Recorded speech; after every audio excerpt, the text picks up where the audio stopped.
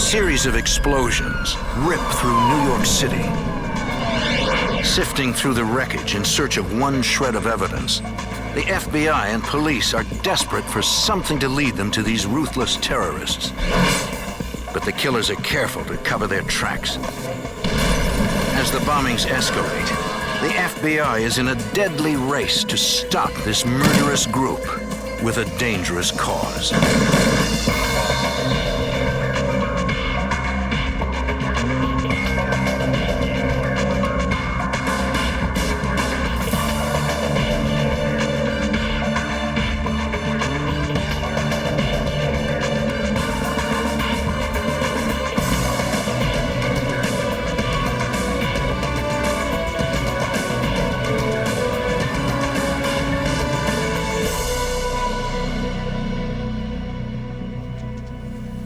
In the late 70s and early 80s, a legitimate Puerto Rican independence movement took hold in the United States. But a splinter terrorist group known as the FALN was suspected of executing hundreds of bombings in major U.S. cities. I'm Jim Kellstrom, former head of the FBI's New York office. The terrorists were smart, well-organized, and deadly, and went to great lengths to conceal their identities. Agents were determined to shut them down before they hit again.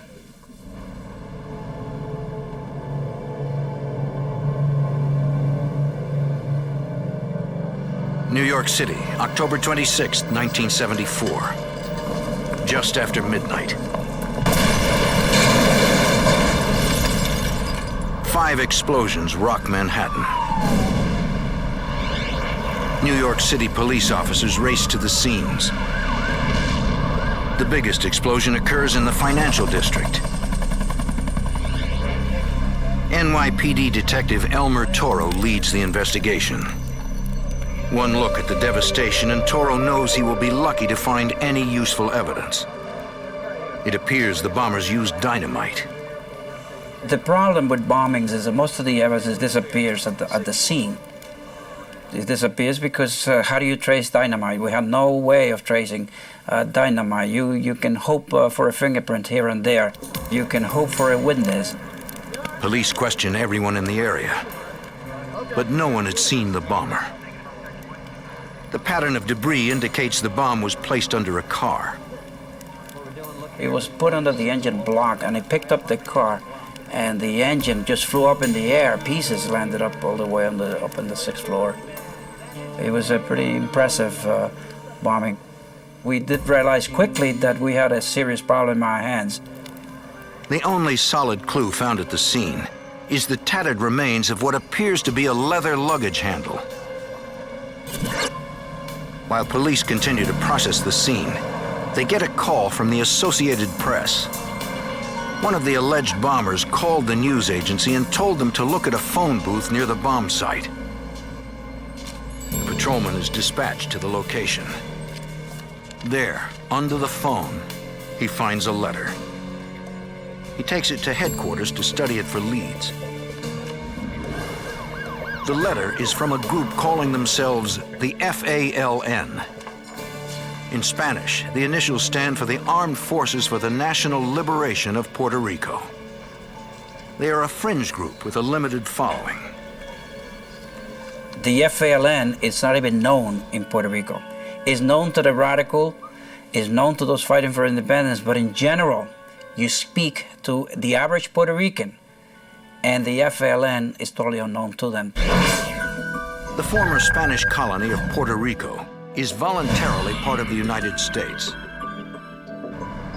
In elections, more than 90% of Puerto Ricans vote to continue to be part of the U.S., while less than 5% vote for independence. Now that 5% has turned dangerous. In the letter, the FALN demands that the U.S. abandon Puerto Rico, or more bombs will explode. These are not people that believe in the electoral system. Their objective is to be violent and, through fear, cause the people to support them. What began as a bombing investigation is now a terrorist attack.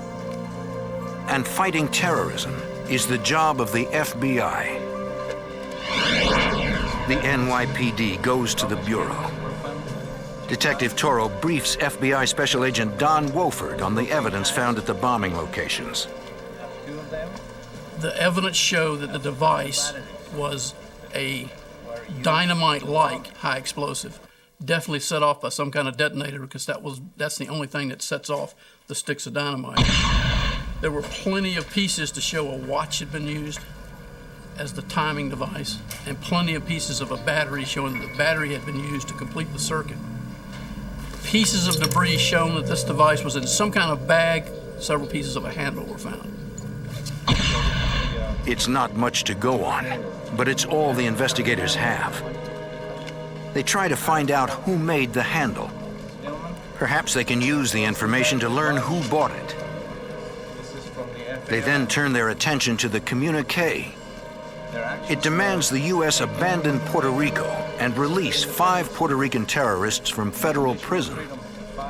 The terrorists have been in prison since the 1950s.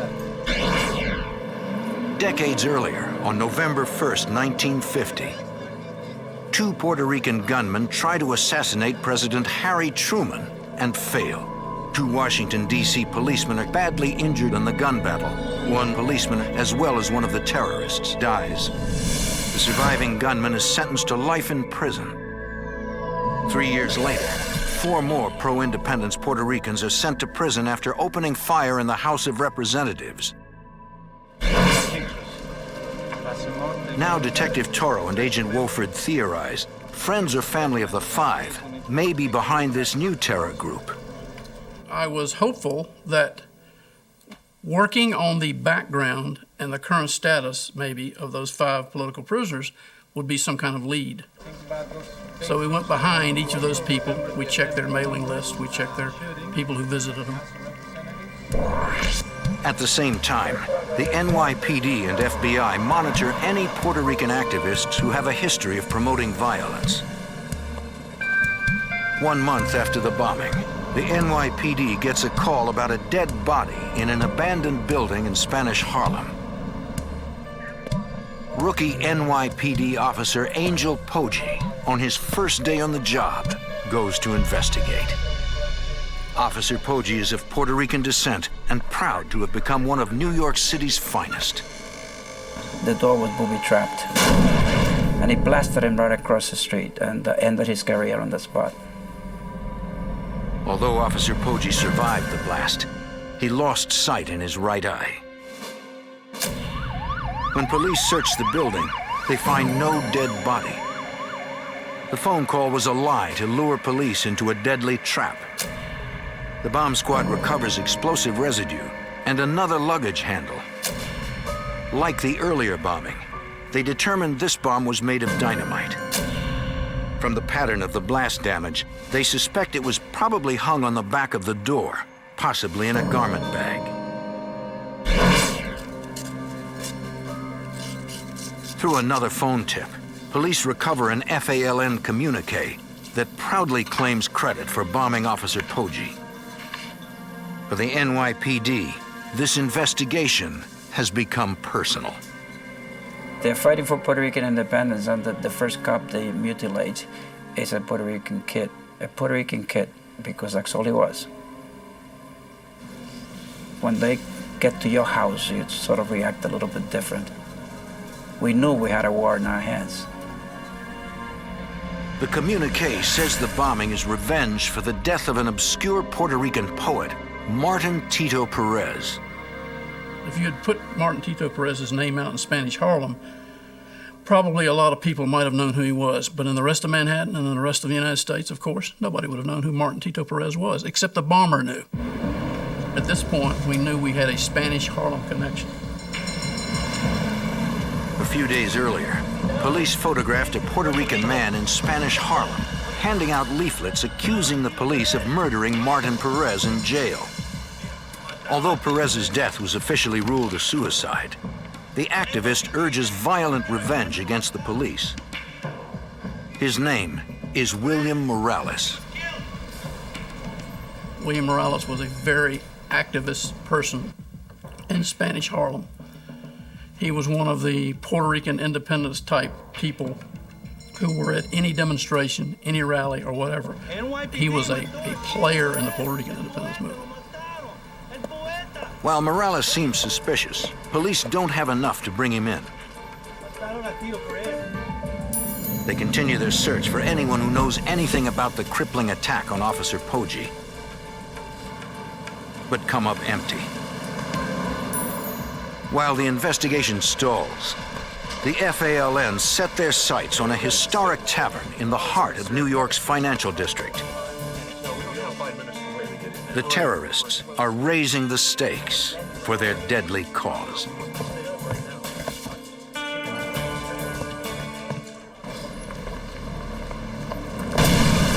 The terrorist group called the FALN detonates a series of bombs all over New York City.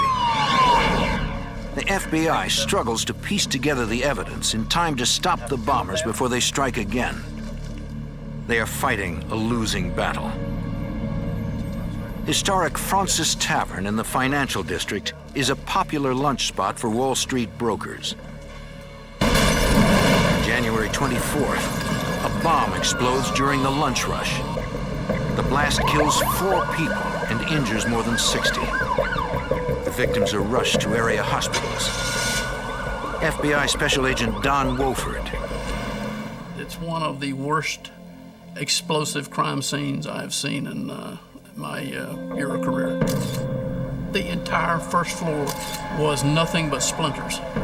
All of the tables and chairs and walls and everything was just splinters. Okay, look up here. The first bombs did not kill anyone. The second targeted a single individual. This time, the bombers clearly intended to kill as many people as possible. This was a midday bomb, not 3 o'clock in the morning, not a bomb hung in an abandoned tenement, but a bomb put in an active restaurant full of people. It is a scene that FBI Special Agent Rick Hahn will never forget. The streets were wet, having been hosed down to hose off the blood and damage to the individuals that had been injured or died at the scene. Seeing that scene impacted me in such a way that I really wanted to make sure that we solved those cases. At the site of the blast, investigators again find a luggage handle similar to the one found at the earlier bombings. Independently, witnesses tell them that a few minutes before the bomb exploded, a suspicious man left a garment bag.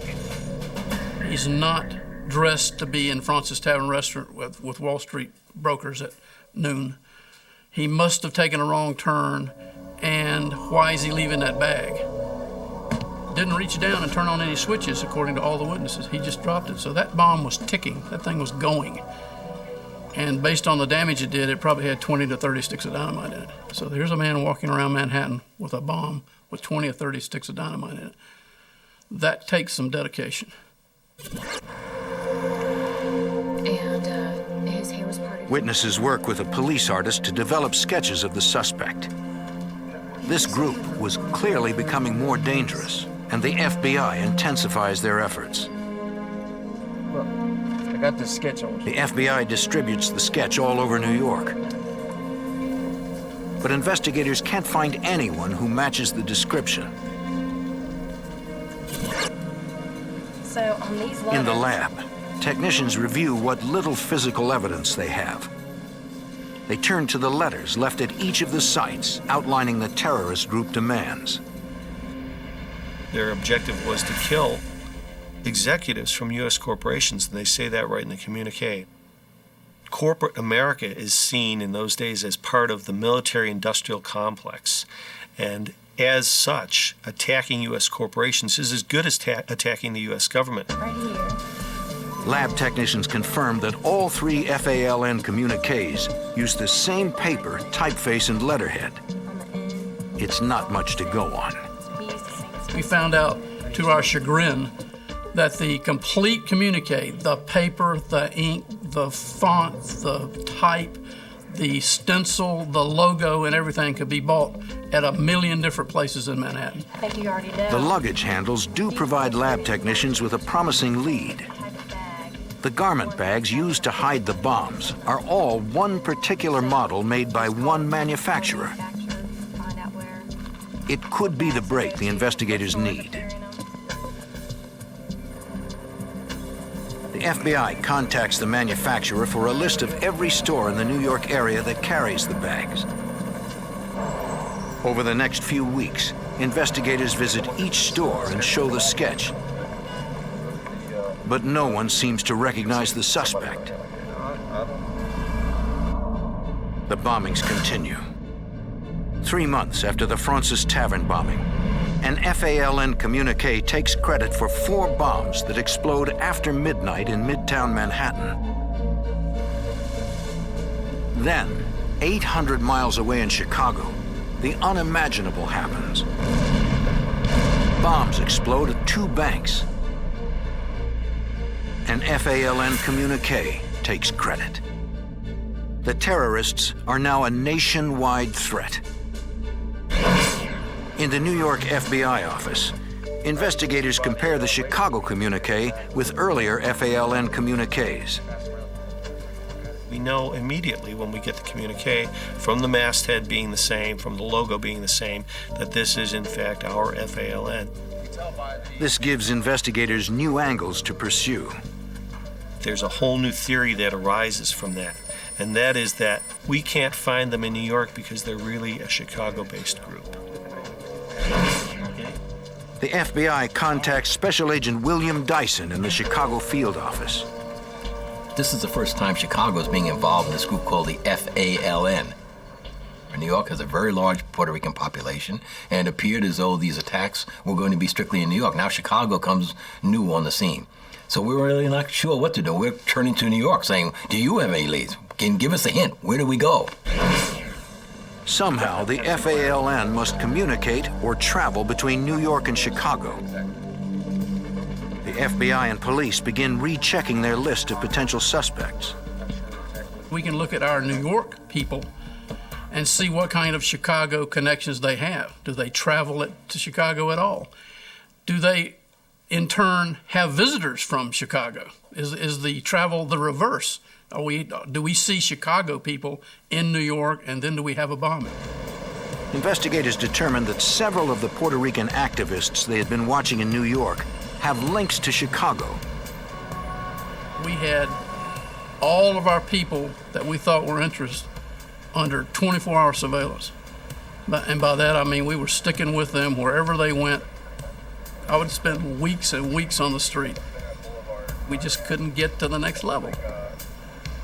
Their surveillance is not working, and the terror continues.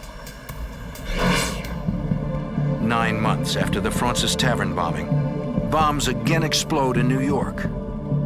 This time, the bombs also tear through the financial centers of Chicago and Washington, D.C. Once again, the FALN takes credit. After the attack, law enforcement in Chicago and corporate security guards respond by searching around their buildings. Outside the corporate headquarters of an oil company, guards discover a suspicious bouquet of flowers linked to FALN. And they find 14 roses, high quality roses, like you would give for Mother's Day or something of that nature. Within these roses is this bomb. The Chicago police bomb tech defuses the bomb. Now, for the first time, investigators will have the opportunity to examine an unexploded FALN bomb, which could provide critical leads. A crime lab technician reads the unique identification numbers on the sticks of dynamite. It is traced to a dam project in New Mexico, but the trail stops there. No dynamite was reported stolen.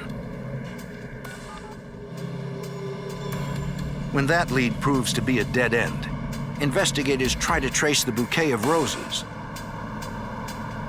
We've got to go to the florist. Well, it turns out there's something like 800 florists in the Chicago area. We went to every one of them. When I say we, I mean law enforcement. It wasn't just the FBI. We all got together, and we all divided up all the florist shops, and we went to every one of them. Could not find where those roses came from. Back in New York, the FBI realizes the components of this bomb match the other bombs. Investigators compile lists of all the stores in the New York City area that sell each of the items. They find one store that sells everything. We identify a store up in the Bronx that sells the particular types of watches that have been used, it sells the propane tanks. More importantly, it sells the types of bags that have been used to contain the bombs. The FBI theorizes that maybe the bombers got sloppy and bought everything at the same store. At the store, investigators show the owner the composite sketch. Couldn't say by name who the person was, but that a person similar in appearance to that person had been at this store, definitely buying a whole series of the bags and a whole series of the batteries. Investigators believe this could be a major break. They show the store owner photos of possible suspects. She can't positively ID any of them, but she does agree to help. We did solicit the cooperation of the owner of the store.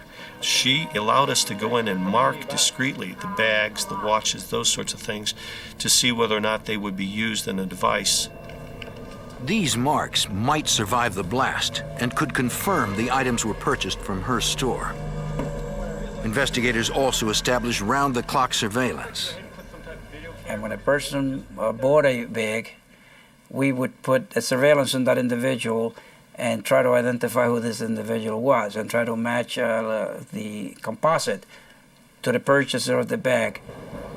Now the agents will have to wait and see if the terrorists walk into their trap. In New York, a terrorist group called the FALN plants a series of bombs, killing 4 people and injuring more than 60. Now they've expanded their terror spree to other American cities, including Washington, D.C. and Chicago. The FBI has been struggling to get a lead on the group. They learn that items similar to those used to make the bombs are all sold in a store in the Bronx.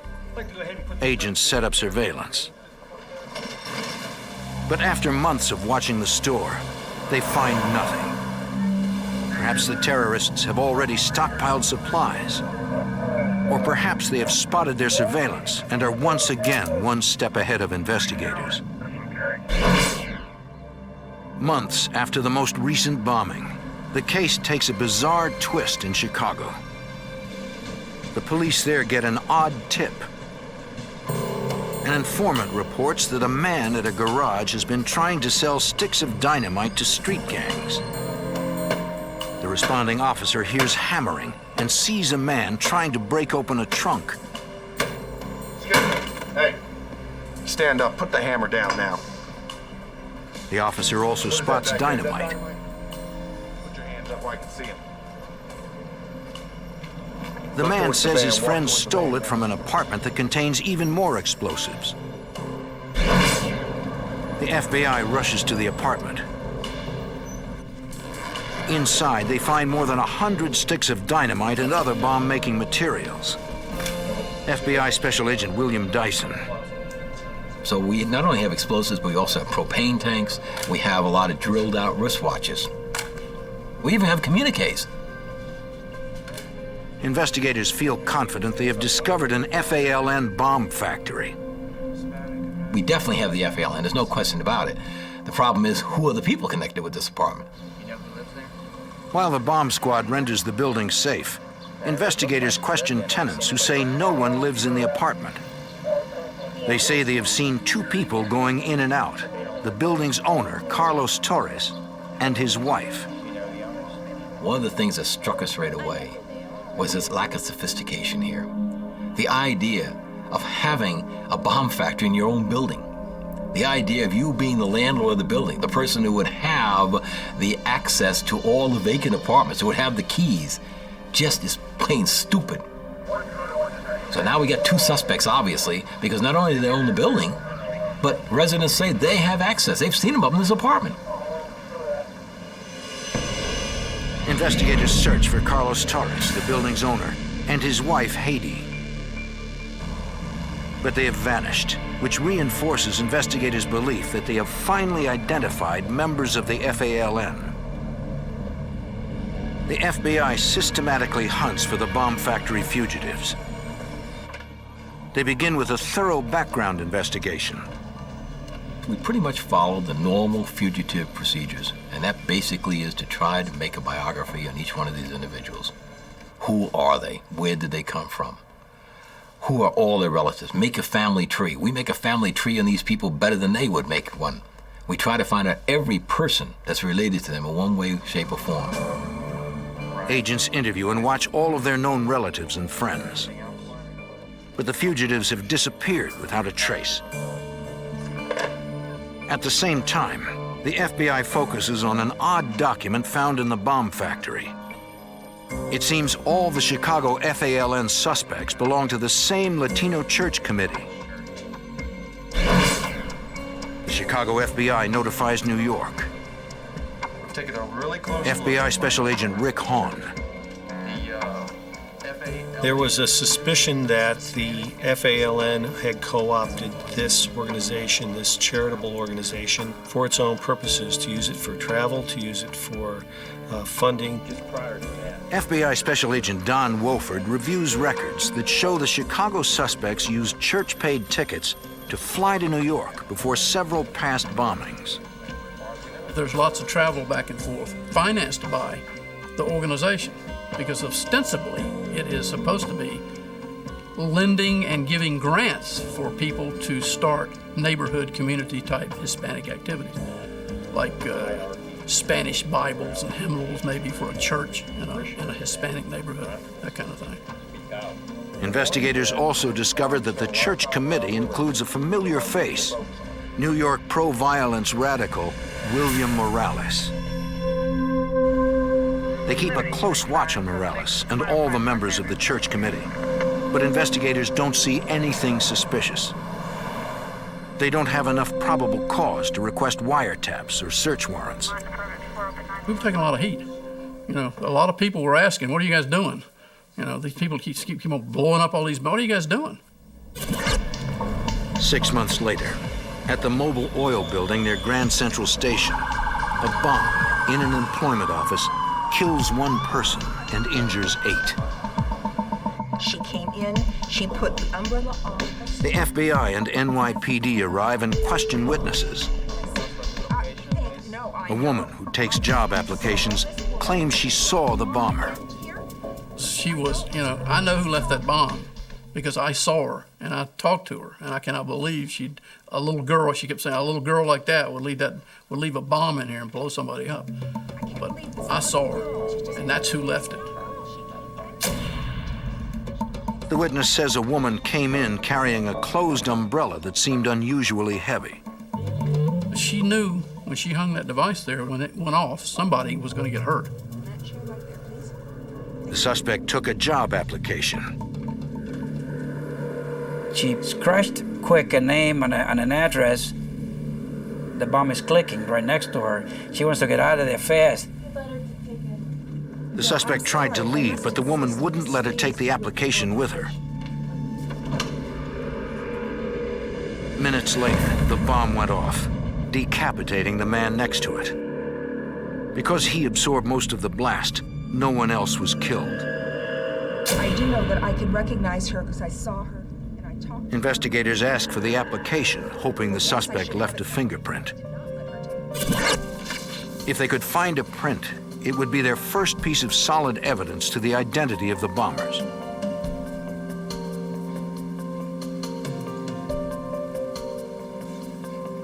The lab uncovers nothing on the front of the application.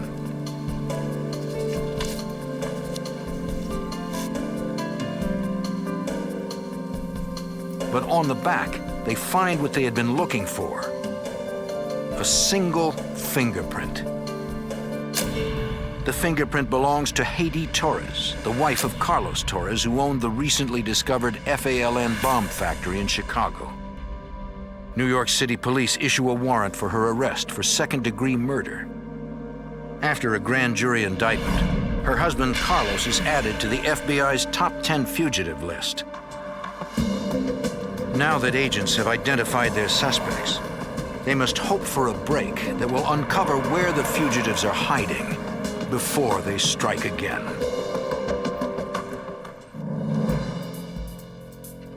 A terror group called the FALN plants bombs in major cities around the country, including New York and Chicago, killing 5 people and injuring more than 80. In New York, the FBI suspects that William Morales, a pro-violence radical, is somehow connected to the group. But after months of surveillance, investigators haven't seen anything suspicious. The FBI finally asks Morales if he will talk with them. Surprisingly, he agrees. FBI Special Agent Don Wofford watches through a one-way mirror as Detective Elmer Toro questions Morales about the FALN terrorist group. But he gives them nothing. Cool, collected, not the least bit upset, not intimidated whatsoever. I don't know nothing about nothing. Investigators watch for clues to try and determine if it is just an act. My position was, he's a player. He's definitely a player. Maybe he is a minor league player and he doesn't know anything. I don't believe it, but maybe. But he's a player. Investigators continue to suspect Morales. But without more evidence, there are legal limits to how far they can go. 2 months later, Queens, New York. Firefighters respond to an explosion in an apartment and find FALN letterhead. FBI agent Wofford arrives just as paramedics take a badly injured man from the apartment.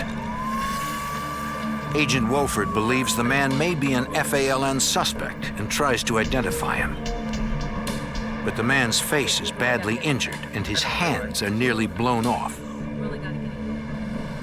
Inside the bare apartment, investigators find 3 small pipe bombs. Evidence suggests a 4th pipe bomb exploded while being built, which explains how the man injured his hands. Investigators discover a copying machine and papers printed with the FALN logo. They also find a large stockpile of explosives. Detective Elmer Toro goes to the hospital to try to identify the suspected bomb maker.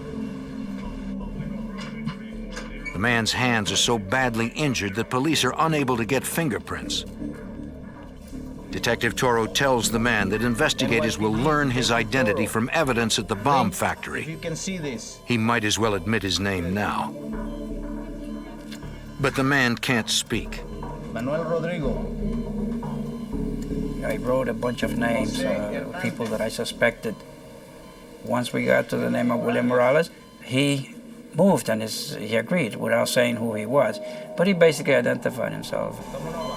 Detective Toro believes they may have captured the FALN's bomb maker. Toro grills him for information about the organization. But Morales refuses to cooperate. 9 months later, Morales goes on trial for reckless endangerment and possession of dangerous weapons. Well, Morales didn't fight. Morales claimed a prisoner of war status, no defense, which is a dream for the prosecution. The judge sentences him to 89 years. Police take Morales to the jail ward of Bellevue Hospital to be fitted with artificial hands before going to prison. Incredibly, despite police guards in the hallway, he manages to escape. Investigators rush to Morales' hospital room. My initial reaction was, this is just a bad joke. This is just a bad, yeah, right, sure he's escaped. How could he escape? First off, he's physically unable to escape. And secondly, he's up on the 3rd floor. There's nothing down there. It's just, we don't have him. They find the window bars and mesh cut open. The mesh had been spread apart not more than 6 to 8 inches, just about like this.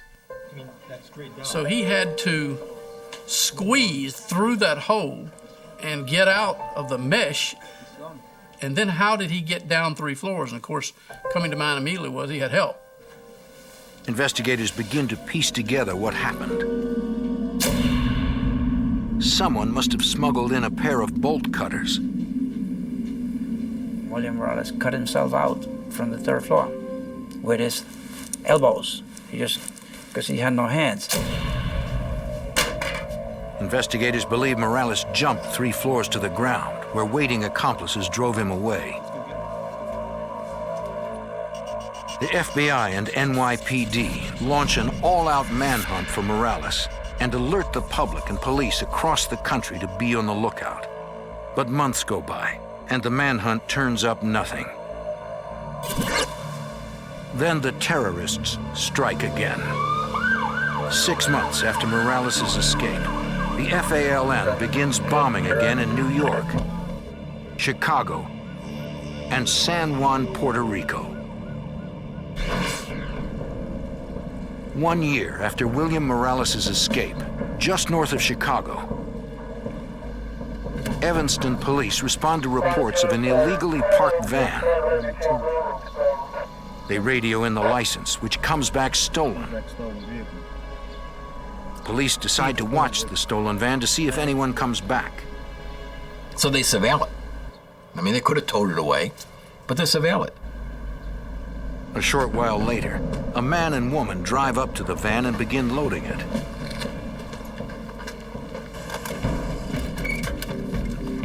Police, put your hands up! Let me see your hands! Let me see your hands! Turn around! Face away from me! Stay right where you are! Police confront the two and find rifles.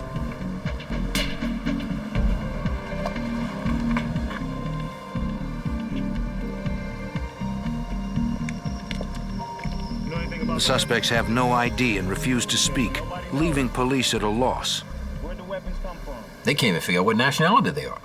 So they bring him in. So they got those 2 people.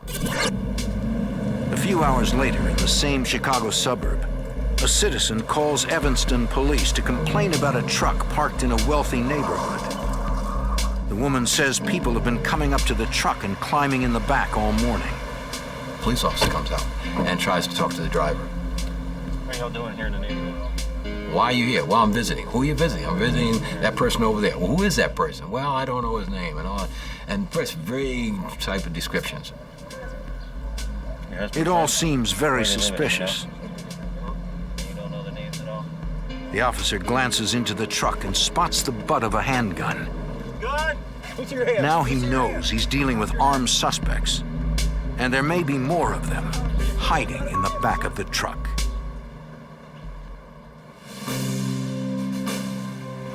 Step out of the vehicle, sir. Amid a rash of terror bombings, officers in Evanston, Illinois, arrest a suspicious couple. In the back of their truck, police find people with shotguns, handguns, and disguises.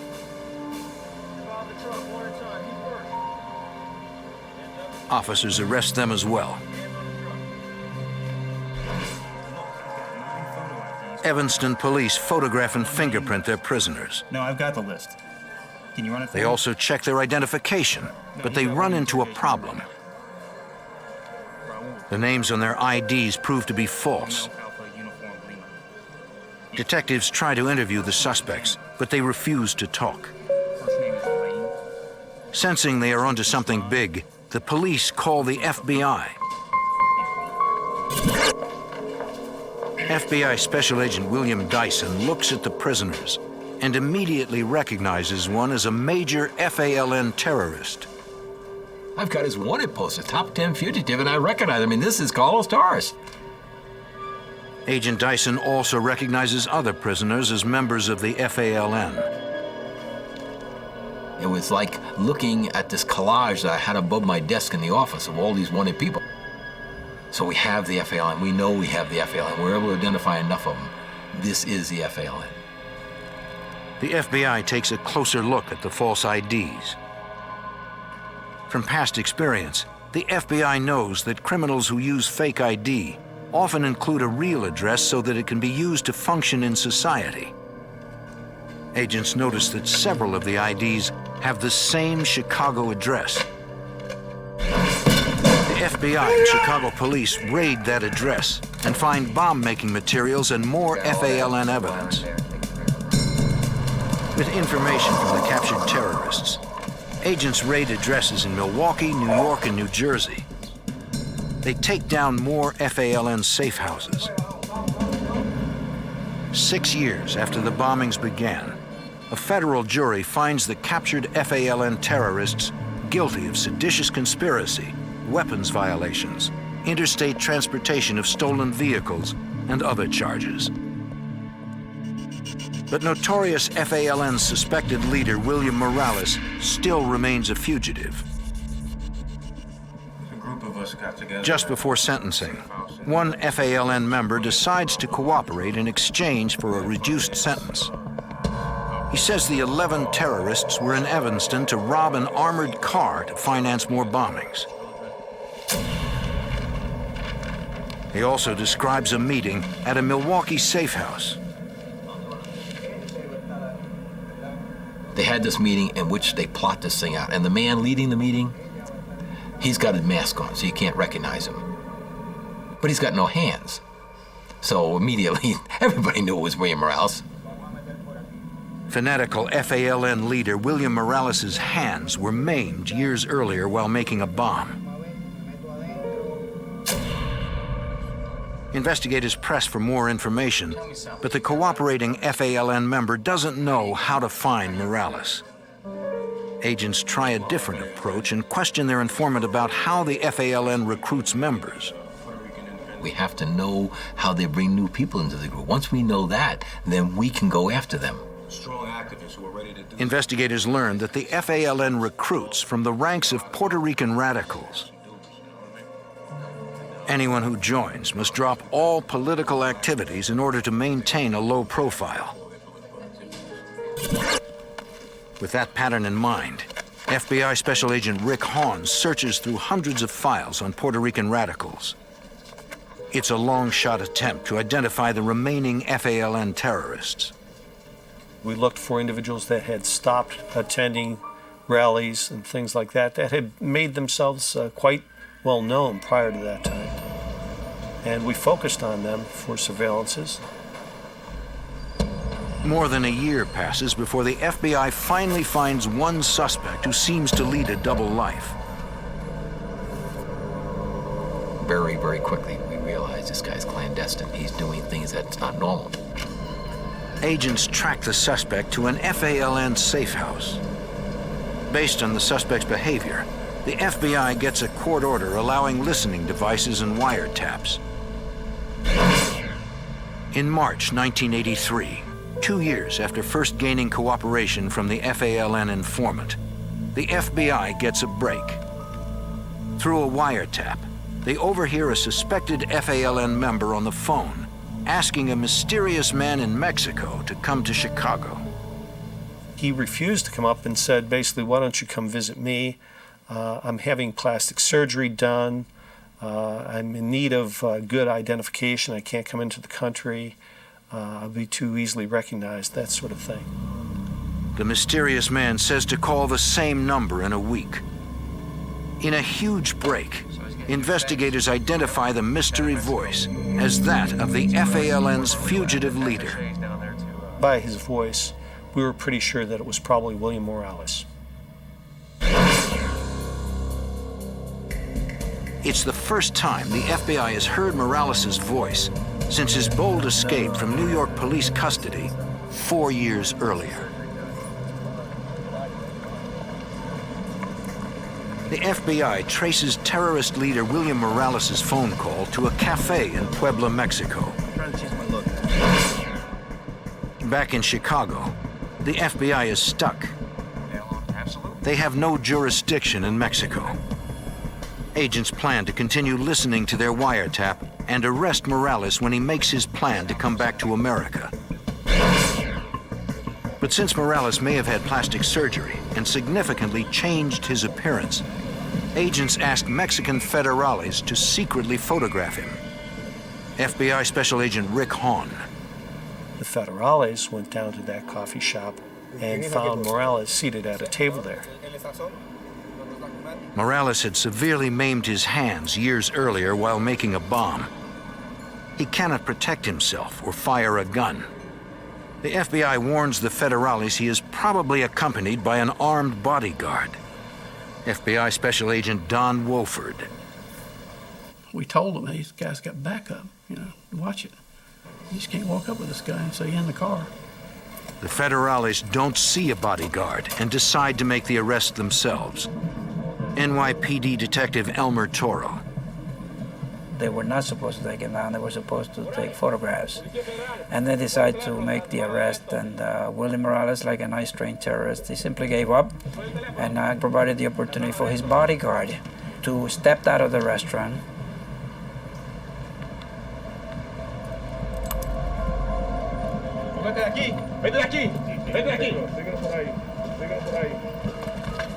The bodyguard opens fire, shooting both Federales, one of them critically. The other Federale returns fire, killing the bodyguard.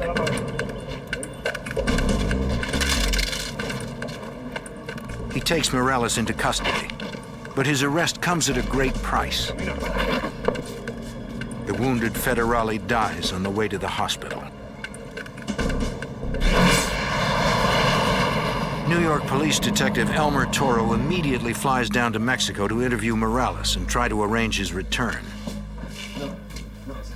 Morales being in police custody and having killed a police officer, I'm sure was subject to some degree of torture by the Federales down there.